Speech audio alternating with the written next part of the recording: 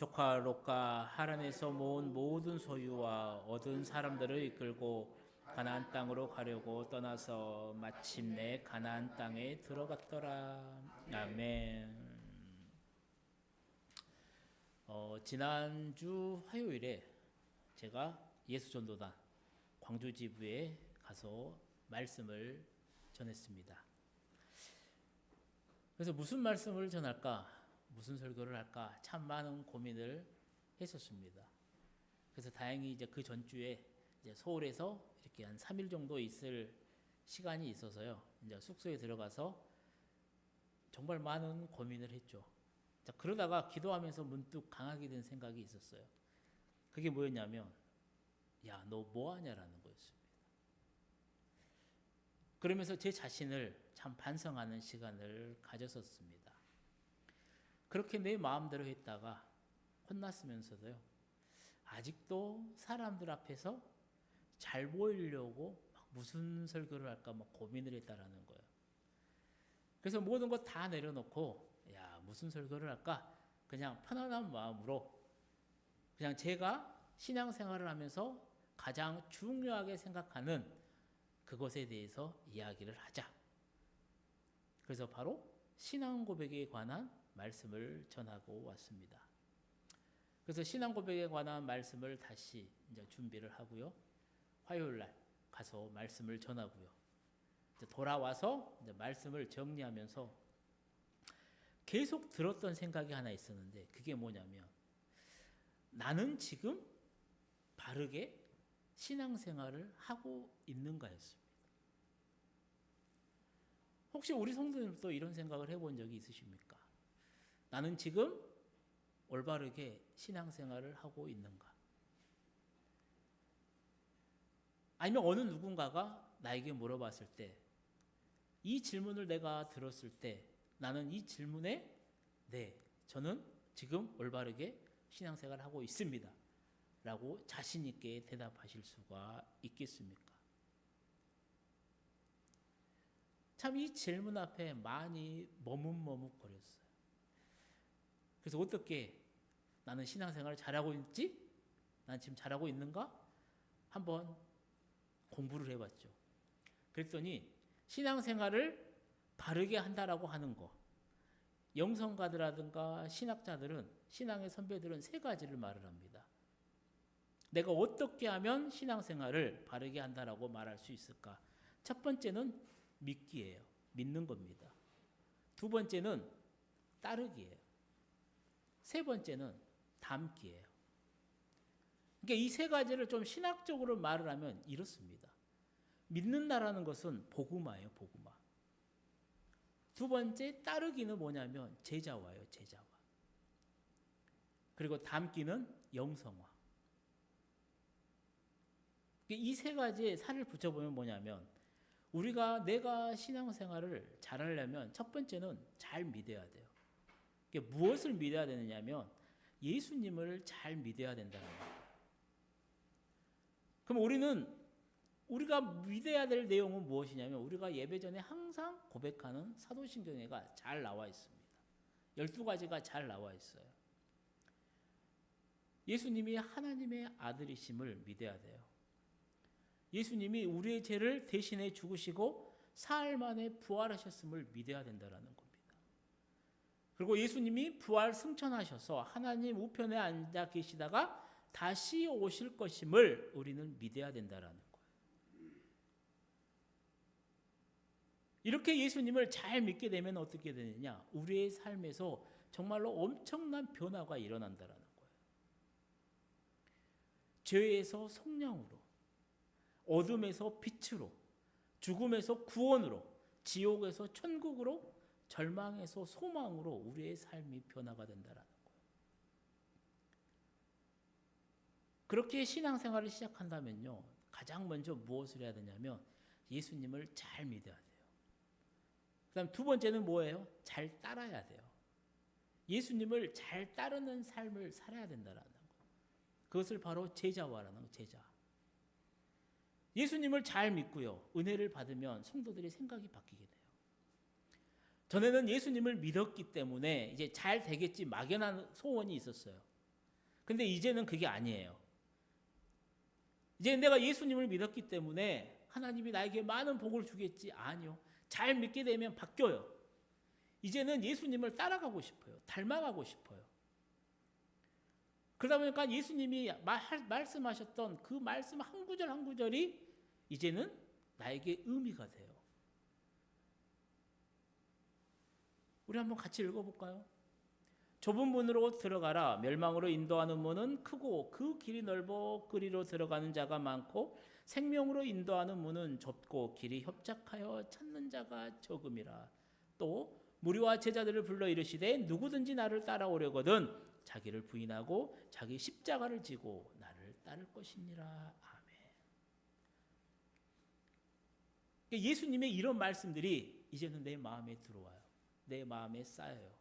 그래서 나도 저렇게 살아가 보려고, 나도 저렇게 닮아가 보려고 싶어지는 겁니다. 그게 제자화예요. 세 번째는 뭐예요? 예수님을 닮아가야 돼요. 영성화. 이 단계는 뭐냐면 예수님을 따르는 삶을 살아요. 근데 놓치기 쉬운 부분을 생각하게 돼요. 그리고 나에게 정말로 부족한 부분을 집중 있게 집중하게 된다는 거예요. 이게 마치 전에는 예수님을 대접하는데 온 힘을 썼던 그 마르다와 같은 삶이었다면요, 이제는 마리아처럼 정말로 중요한 그 한 부분을 위해서 힘쓰게 된다는 겁니다. 그러다 보면 어떻게 돼요? 점점 내가 예수님을 닮아간다는 거, 예수님의 성품을 닮아간다는 거예요. 제가 지금까지 말씀드렸던 믿기, 따르기, 닮기는 한 단계 한 단계를 건너뛸 수가 없습니다. 예수님을 향한 믿음은 예수님을 우리가 따름으로 완성이 되는 거고요. 예수님을 따르면요, 예수님을 닮아감으로 완성이 되기 때문이라는 거예요. 한번 오늘 말씀 앞에서 한번 잘 생각해 보십시오. 나의 신앙의 이 3단계 중에 나는 지금 어디에 속해 있는지, 잘 믿고 있는지, 잘 따르고 있는지, 잘 닮아가고 있는지. 중요한 것은 지금 내가 어느 단계에 있는 그게 중요한 게 없습니다. 대신에 현재 생활에 머물러 있지 마시고요, 한 단계 한 단계 전진하는 데 힘쓰면서 날마다 예수님을 닮아가는 우리 성도님들이 되어지시기를 축복합니다. 제가 이것을 공부한 이유는 다른 게 아니에요. 나는 진짜 지금 올바르게 신앙생활을 하고 있는가? 나는 어떻게 하면 내가 하나님과 예수님을 닮아갈 수 있는가? 이 고민이 있었기 때문이라는 거예요. 그래서 성경을 펴봤습니다. 그리고 믿음의 조상인, 가장 태초 믿음의 조상인 아브라함을 살펴봤어요. 그래서 그의 믿음의 길을 한번 생각해 보았습니다. 그러면서 나의 신앙의 길도 살펴보면서요, 많은 생각을 하게 되었죠. 바라기는 오늘 우리 성도님들 또한 함께 살펴볼 이 아브라함의 길을 살펴보면서요, 지금 내 신앙의 길은 어떤지, 그래서 오늘 나는 어떻게 살아야 하는지를 한번 생각해 보면서 귀한 다짐을 하는 은혜의 시간이 되어지시기를 소망합니다. 본문에서는 아브람이라고 합니다. 근데 편의상 그냥 아브라함이라고 이야기를 하려고 해요. 아브라함의 인생에는요, 총 핵심적인 4가지의 길이 있습니다. 또 어떤 성경학자는 6가지의 길이 있다고도 하는데, 저는 일단은 4가지로 봐요. 일단 지도를 통해서요, 3가지의 길을 살펴보면 첫 번째 길은 이거예요. 저 우르에서 하란, 1번입니다. 우르에서 하란까지의 여정이에요. 사실 이 길을 가고자 한 사람은 아브라함이 아니었어요. 아브라함의 아버지인 데라였습니다. 우리 창세기 11장 말씀을 함께 읽어보도록 하겠습니다. 데라가 그 아들 아브라함과 하란의 아들인 그의 손자 롯과 그의 며느리 아브라함의 아내 사레를 데리고 갈대아인의 우르를 떠나 가나안 땅으로 가고자 하더니 하란에 이르러 거기 고려하였으며 데라는 나이가 250세가 되어 하란에서 죽었더라. 아멘. 이 말씀에서 보면 우리가 몇 가지를 알 수가 있죠. 데라가 고향 우르를 떠날 때의 목적지는 어디였냐면 분명히 가나안 땅이었다라는 거예요. 그리고 우르와 가나안을 비교를 하면요, 우르는 문명의 도시였어요. 그리고 가나안은 문명과 먼 시골과 같았습니다. 그런데 그쪽으로 가려고 했어요. 그런데 뭐가 문제인지는 모르겠어요. 먹는 게 문제였는지, 아니면 자녀 교육 때문이었는지, 아니면 정치적으로 종교적 억압 때문인지 모르겠는데 거기까지 가지 않아요. 가나안까지는 가지 않습니다. 그래서 이런 추측을 해보죠. 하나님께서 아브라함을 불렀을 때 아버지 데라도 함께 불러서 가나안 땅으로 가게 했을 것이다 라고 짐작을 해봐요. 그리고 가는 가운데 하란에 도착을 합니다. 그 길의 총책임자는 아버지였어요. 데라였습니다. 하지만 데라의 여정은요, 이 하란에서 딱 멈춰요. 하나님께서 가라고 한 가나안까지는 가지가 않았다라는 거예요. 그리고 데라는 아브라함이 가나안으로 떠난 후 그곳에서 60년을 더 살다가 죽게 됩니다. 즉, 데라는 하나님의 말씀에 일부분은 순종을 했지만요, 완전한 순종은 하지 못했다라는 것이죠. 하지만 아브라함은 달랐어요. 그래서 아브라함의 두 번째 길은 뭐냐면 바로 하란에서 가나안까지의 여정입니다. 아브라함은 75세에 다시 하란에서 부름을 받아요. 그리고 하란을 떠나요. 그동안 아브라함이 걸어갔던 길을 보게 되면요, 하나님의 뜻과 아버지의 뜻에 따라서 움직였어요. 그런데 두 번째 여정인 이 하란에서 가나안까지의 여정은 어떻게 되냐면 자기 자신의 결단이 필요했다라는 거죠. 그리고 아버지의 뜻대로가 아니라 이제는 하나님께서 주신 그 말씀의 기인에서 이 길을, 여정을 떠난 겁니다. 그리고 하나님이 아브라함에게 주신 말씀이 뭐냐면 오늘 본문 12장에 나오죠. 우리 1절에서 3절까지 말씀을 함께 읽어보도록 하겠습니다.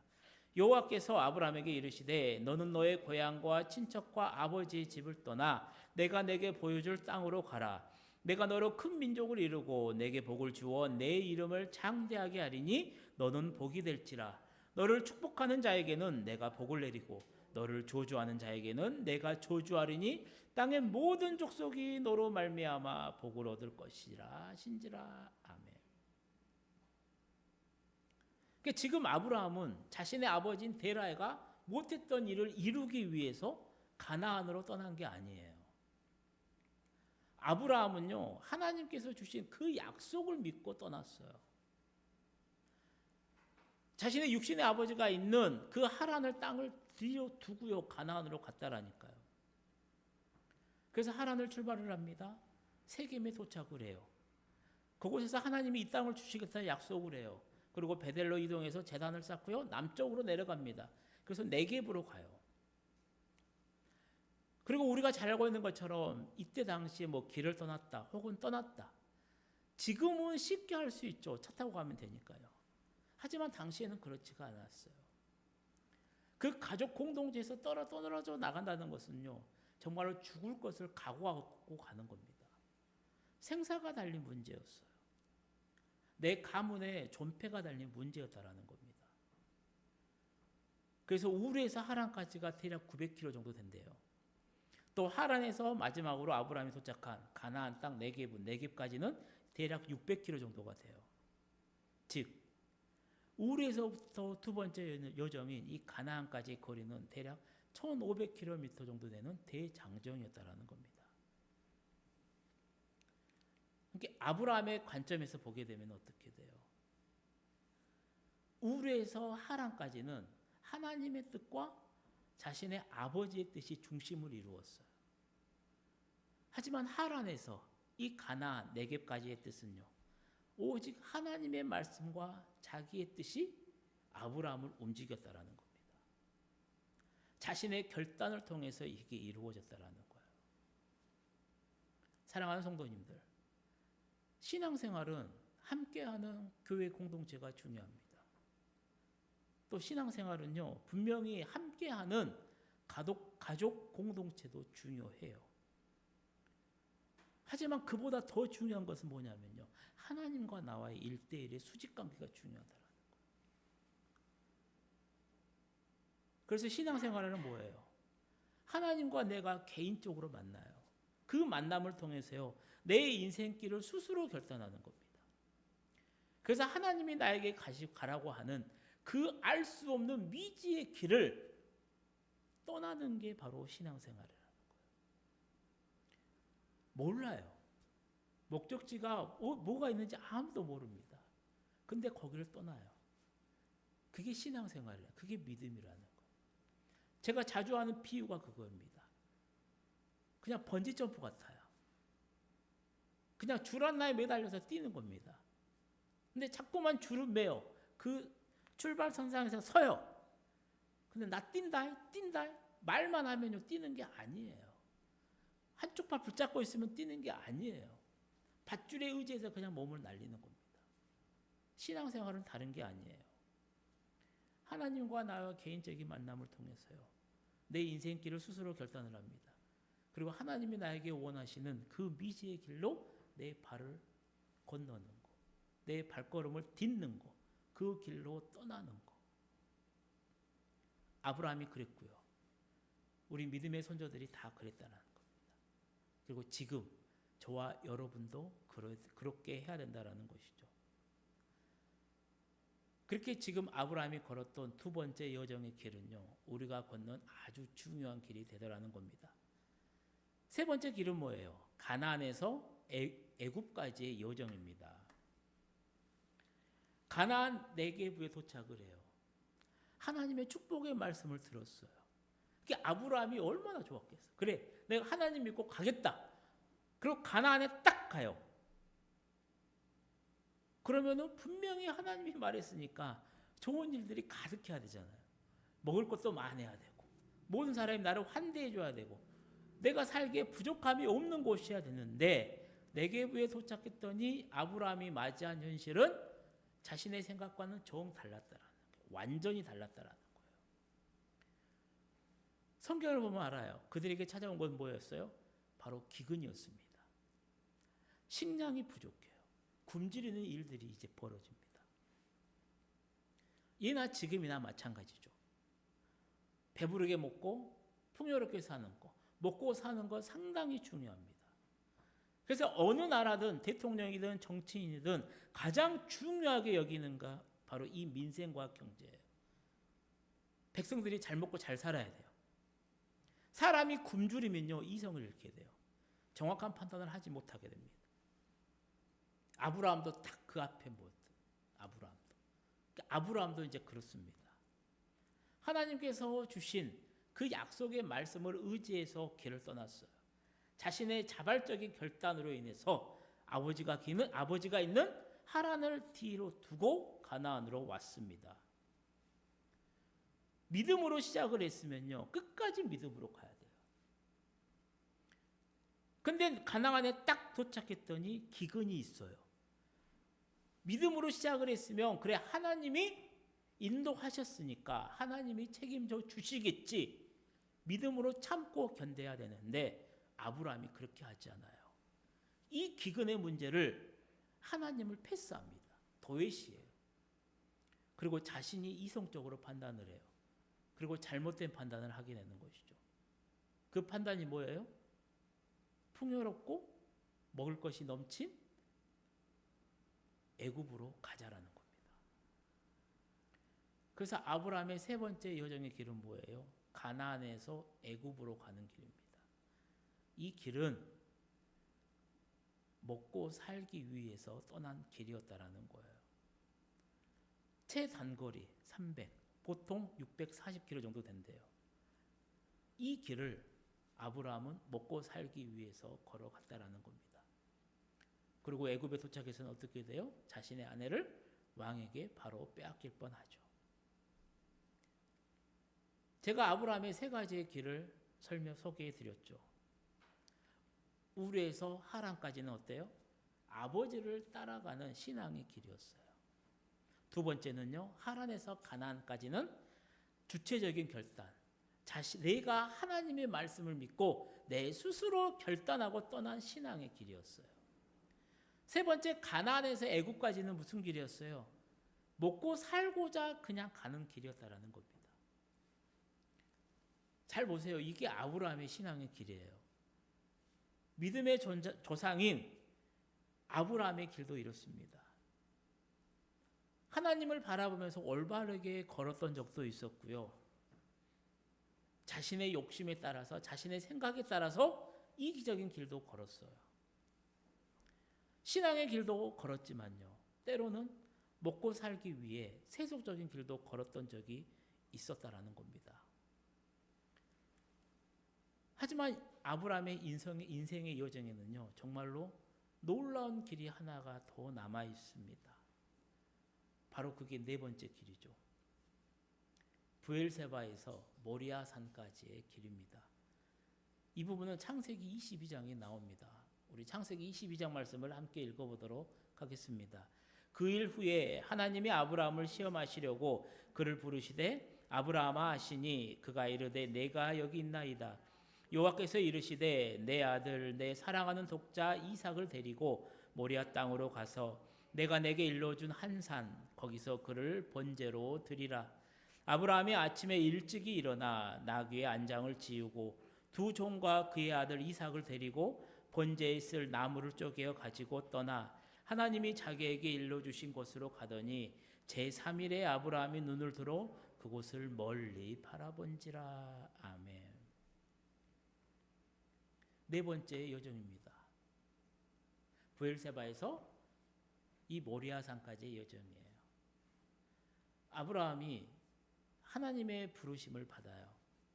그리고 가나안 땅까지 오게 됩니다. 그때가 75세였어요. 75세. 그리고 25년이 지난 후에 하나님이 약속하신 귀한 독자 이삭을 얻게 됩니다. 그래서 이삭을 통해서요, 아브라함의 삶과 그 과정과 모든 사람들은 웃었어요. 하루하루 행복하게 잘 살았습니다. 그런데 어느 날 그렇게 행복하게 브엘세바에서 살아가고 있는데 하나님이 길을 떠나라고 해요. 이 브엘세바에서 3일만 가면 모리아라고 하는 땅이 있는데 그곳에 어느 한 산으로 가라는 겁니다. 그리고 거기서 제사를 지내래요. 근데 번제물은 바로 네 독자 이삭이라는 겁니다. 당시에 사람을 희생제물로 드리는 일은 이 고대 이 제사 의례에서 행해진 일이었다고 합니다. 당시에는 이 신의 진노를 피하고자 뭐 동물이라든가 사람의 피를 드렸는데 주로 어린아이나 이렇게 처녀의 제물로 드렸대요. 처녀를. 그런 시대였어도요, 그 한 집단의 수장이 직접 친아들을 바치는 경우는 드물었다는 겁니다. 그런데 하나님은 이삭을 3일 길을 걸어가서 모리아 산으로 가서 하나님께 번제를 바치라고 해요. 근데 중요한 건 뭐냐면 이 명령은 하나님이 아브라함에게 주셨던 말씀과 완전히 배치된다는. 하나님의 명령은 내가 너로 큰 민족을 이루겠다였어요. 근데 오늘 주신 이 말씀의 명령은 뭐예요? 큰 민족을 이루기 위해 시작점인 이삭을 바치라는 겁니다. 그게 상충되는 거예요. 근데 아브라함의 선택은 뭐였냐면요, 그 말씀에 순종하더라는 거예요. 그래서 이삭을 번제로 드리러 가는 그 모리아 산까지의 3일 길은요, 아마 그동안 아브라함이 걸었었던 그 인생의 그 길들과는 비교할 수 없을 정도로 힘든 길이었을 것입니다. 그리고 그 길을 걸어요, 묵묵히. 그리고 하나님이 지정한 장소에 도착을 합니다. 그리고 하나님의 말씀대로, 하나님의 명령대로 이삭을 번제로 드릴 만반의 준비를 하고 이제 실행으로 옮기죠. 그래서 아브라함이 이삭을 바치는 번제로 장면은요, 신약에서 하나님이 예수님을 십자가에 돌아가시게 하는 장면과 비교될 정도로 구약에서는 아주 핵심적인 사건이 됩니다. 그래서 많은 화가들이 이 장면을 그렸어요. 렘브란트라고 하는 네덜란드 화가도 이렇게 그렸습니다. 그림을 보면요, 건장한 아브라함의 왼손이 소년의 눈과 귀를 덮어요. 그리고 조금 전까지 가지고 있었던 시퍼런 칼은 바위 위에 둡니다. 그리고 캔버스 중앙 아래쪽에 16살쯤 되는 소년이 두 손을 뒤로 묶인 채 누워 있고요. 칼 끝은 여전히 소년의 목을 향하고 있습니다. 이게 렘브란트가 빛의 화가답게요. 벌거벗은 제물인 이삭의 목과 가슴 부분은 유난히 눈이 부실 만큼 환하게 그려 놓았다라는 겁니다. 이게 참으로 긴급한 상황이죠. 이 상황 가운데서 누가 가장 마음이 아팠을까? 이삭일까? 아니면 아브라함일까요? 당연히 아브라함일 겁니다. 아브라함의 죽음은, 아들 이삭의 죽음은요, 곧 자기 자신의 죽음을 의미하기 때문이라는 거예요. 그래서 아들을 번제로 바친다는 것은 무엇이냐면 나 자신을 그냥 하나님께 온전한 제물로 바친다라는 뜻이 되는 겁니다. 그래서 이 브엘세바에서 모리아산으로 가는 아브라함의 3일간의 여정은요, 빌라도 법정에서 제물로 규정되고 골고다 언덕에서 번제 행위가 가해진 비아돌로로사 십자가를 지고 가신 그 고난의 길의 비유가 됩니다. 그리고 우리는 이 아브라함이 걸었던 이 3일의 길에서요, 그의 영성을 알 수가 있다는 것이죠. 아들을 번제로 드리라고 하는 말씀에 나 자신을 바치려고 모리아산으로 아브라함이 걸어갔다는 겁니다. 그래서 우리는 이 아브라함의 영성을 길 위의 영성이다라고 이야기를 합니다. 이제 말씀을 마치려고 해요. 사랑하는 성도님들, 아브라함의 믿음, 아브라함의 영성은요, 이 길 위에서 형성이 되었습니다. 때로는 아버지와 함께하는 길이었고요. 때로는 하나님의 말씀을 듣고 나 자신이 구체적으로 결단을 하고 떠난 길이었기도 했습니다. 때로는요, 먹고 살기 힘들어서 먹고 살기 위해서 떠난 길일 때도 있었다라는 겁니다. 그런 여정 끝에 드디어 브엘세바에서 이 모리아산으로 가는 3일 길에서 자신을 하나님께 온전하게 내어드릴 수 있는 그 영성의 길을 걸었다라는 것이죠. 오늘 우리도 매일 길을 걷습니다. 학생들은 등굣길을, 직장인은 출근길을, 또 누군가는 좋은 마음으로 기쁜 마음으로 여행 가는 길, 그리고 신앙인은 매주 교회에 오는 길을 걷습니다. 그 길이 오늘 이 아브라함과 비교한다라면 어떤 길일까? 그리고 우리가 걸어야 될 신앙의 마지막 길은 어떤 길이 되어야 될까요? 사랑하는 성도님들, 우리도 때로 실패와 방황을 걸을지라도 우리 신앙의 마지막 길은 이 아브라함처럼 나 자신을 온전히 하나님께 드리는 그 믿음의 복된 길이 되어지시기를 주님의 이름으로 축원드립니다. 기도하시겠습니다. 사랑의 하나님 아버지, 주신 은혜에 감사합니다. 오늘 아브라함이 걸었던 신앙의 길을 생각합니다. 은혜의 주님, 그 길이 쉬운 것 같지만 어렵습니다.